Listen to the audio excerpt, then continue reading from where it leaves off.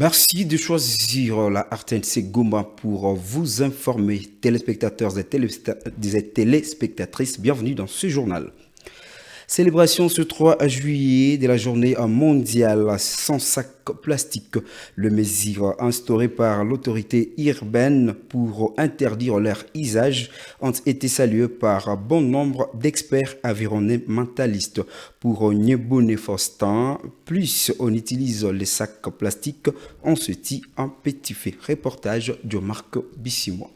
Commémoration ce 3 juillet de la journée mondiale sans sac plastique. Une initiative lancée en 2009 pour lutter contre la pollution plastique. Chaque année, plus de 500 milliards de sacs plastiques sont utilisés dans le monde et causant de graves dégâts à l'environnement, notamment la pollution des sols et des océans et mort d'animaux, témoigne Nyebone Faustin. Il encourage les mesures instaurées par le maire de Goma Katembondalien Julien pour interdire l'utilisation des sacs plastiques, mais aussi encourager la population à poser des gestes pour lutter contre la pollution plastique. La pollution plastique, c'est d'abord un problème de la santé. Ça devient environnement après. Donc si on sait que l'emballage que j'ai est en train de nuire à ma santé, on peut s'impliquer. Qu'on soit les mamans, à l'école, les élèves, ainsi de suite. Je donne seulement un exemple. Moi, par exemple, une maman vient de mettre la viande dans un sachet plastique. Tu vois la durée pour transporter ça, presque 30 minutes à la maison. Arrivé à la maison, ça reste toujours là-bas. Là, il ne va pas encore utiliser. Presque des heures. Alors, les additifs là qu'on trouve dans les plastiques, je donne seulement un exemple. Les phtalates, c'est un perturbateur endocrinien. C'est-à-dire, ça perturbe l'organisme. Et ça va provoquer toutes les maladies liées au fonctionnement des hormones. Par exemple, ça prédispose aux femmes à être stériles. Ces phtalates-là qu'on trouve dans les plastiques, qui va se retrouver peut-être dans la viande. Ça prédispose tout le monde à avoir la diabète. Donc ces phtalates-là, comme ça perturbe le fonctionnement endocrinien, ça prédispose aussi aux maladies biochimiques, notamment, comme je dis, la stérilité, la diabète, et non, ça prédispose même aux maladies cardiaques. Et même pour les enfants, ces phtalates-là, ça réduit le développement du cerveau. Et les enfants ne faut pas bien apprendre. Vous voyez, s'il y a une journée mondiale sans sac plastique. Pourquoi? Parce qu'on a compris que le plastique, ça cause des dégâts terribles pour la santé. Et c'est pourquoi même au niveau international, on est en train de concevoir même des traités vraiment contraignants pour lutter contre ça. Comprenons que cette lutte contre la pollution plastique, ça ne doit pas être une lutte réservée seulement aux autorités. Donc c'est leur problème. Bon, moi je prends ça, j'ai mangé, ou bien j'ai terminé d'utiliser le plastique, je jette. Non, ce n'est pas le problème vraiment des autorités, non. C'est d'abord notre problème. Comprenons que plus nous utilisons les emballages plastiques, plus on est en train de se tuer à petit feu.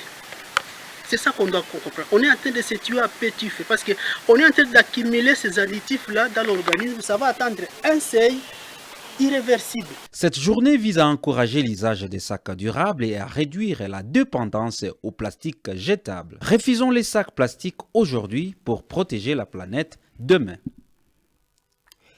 La consultation et la prise en charge gratuite au centre de santé mentale à Toumaïni se poursuivent selon le constat fait ce jeudi 3 juillet. Reportage Laurent Nyangetaki. La prolongation des consultations et la prise en charge gratuite sont effectives à la clinique de la santé mentale Toumaïni. À ce jour, plus de 1040 patients ont été enregistrés. Constat fait ce jeudi 3 juillet 2025 par votre chaîne. Cette prolongation est due aux besoins qui étaient manifestes pour servir la communauté car l'engouement est immense. Affirmation du psychoclinicien Pascal Ngoulou. Nous avons fait prolonger parce qu'on a constaté que le besoin est là et les malades sont nombreux.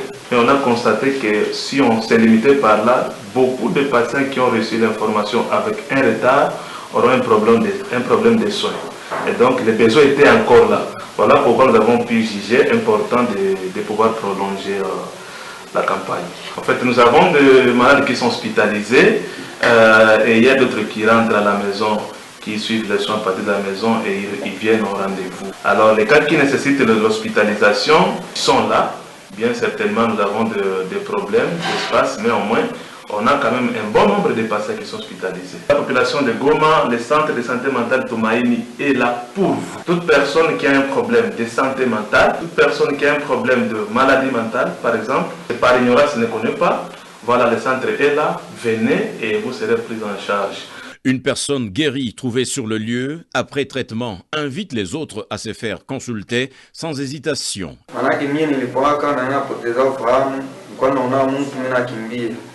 Mimi naona nimzogelee, mimi naona mimi nimpiga hata kilipu, siwezi mzogelea umani mkimbie.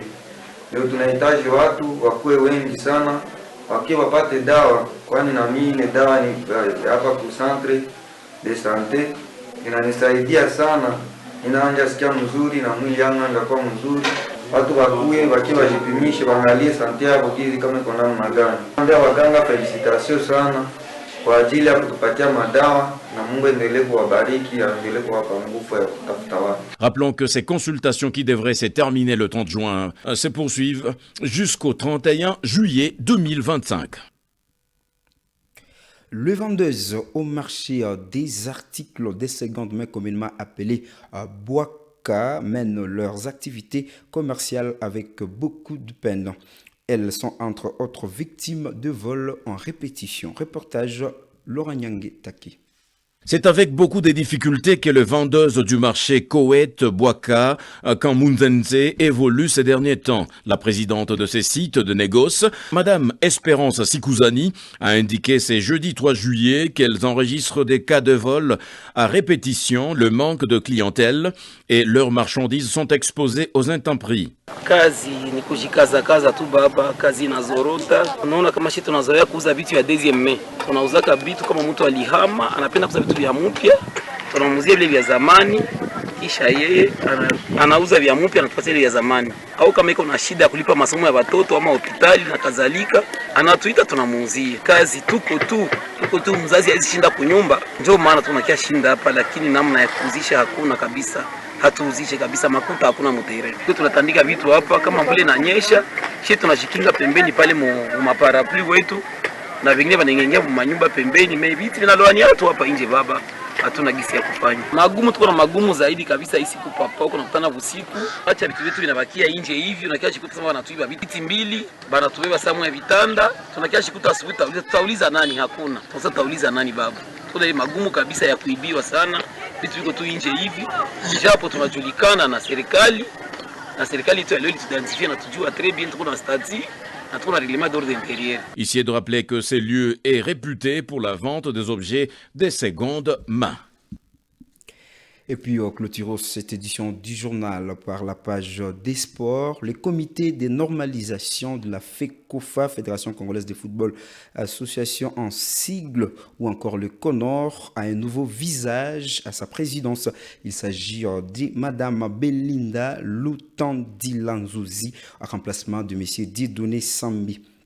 Monsieur Honoré Lango Beloua Baendafe est vice-président. Madame Lisette Mavungutamba est membre. Ce comité de normalisation de la FECOFA avait été mis en place par la FIFA en avril 2023.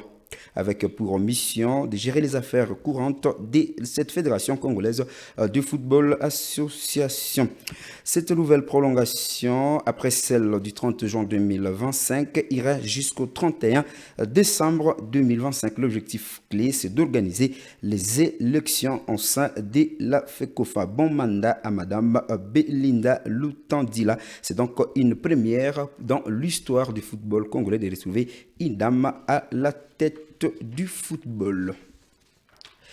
Et puis pour boucler complètement cette édition du journal, page noire, terrible drame, Diogo Jota décédé dans un accident de route en Espagne ce 3 juillet alors qu'il était en voiture avec son frère André Philippe.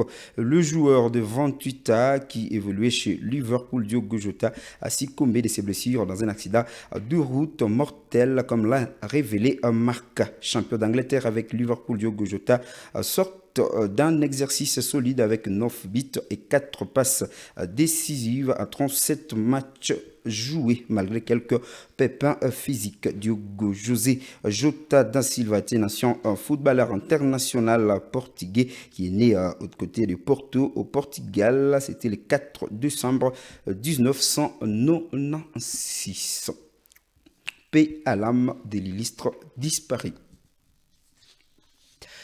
Mesdames et messieurs, c'est la fin de cette édition du journal sur la RTNC Goma. Merci de nous avoir suivis.